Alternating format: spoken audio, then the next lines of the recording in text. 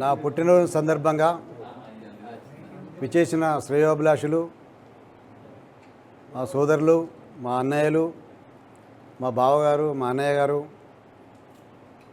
మిగతా బంధుమిత్రులందరూ అందరికీ నా హృదయపూర్వక కృతజ్ఞతలు తెలియజేస్తూ,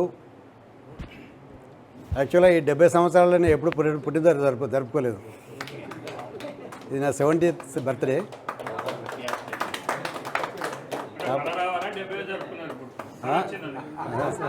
ఏమొచ్చినా కానీ ఇది అంటే కాకపోతే అంటే మీ అందరి ఉత్సాహంతో, మీ అందరి ప్రోద్బలంతో జరుపుకుంటున్న సందర్భం ఇది. మీ అందరికీ వన్స్ అగైన్ థ్యాంక్స్. పోతే తమ్ముడు రఘు ఏదో మొత్తం మీదికెళ్ళి చెట్టెక్కించడం మనం మొత్తం ఇవన్నీ యథార్థాలైనా కానీ కాకపోతే అంటే మన జీవితంలో ఏదో ఒకటి సాధించాల్సిన అవసరం ఉంది. ఆ సాధనలో జరిగేటువంటి కార్యక్రమాల్లో మనం పాల్పంచుకున్నాం, అంతేగాని ఏదో మనం గొప్పతనం చేసినా కానీ ఏదో చెప్పుకోవాల్సిన అవసరం లేదు. ఎప్పుడూ ఒక మానవుడు అంటే ఒక సంఘజీవి.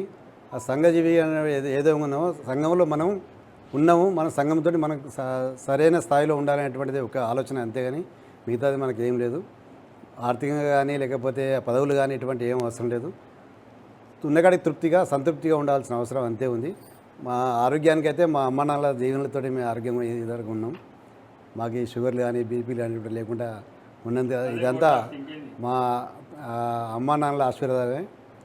వారి ఆశీస్సులు మాకు ఎప్పుడు ఉంటాయని కోరుకుంటూ, మీ అందరూ కూడా ఈ సందర్భంగా వచ్చేసి నన్ను అభినందనలు తెలిపి ఆశీర్వదించినందుకు మీ అందరికీ మనసా వాచా మిమ్మల్ని కృతజ్ఞత తెలియజేస్తున్నాను.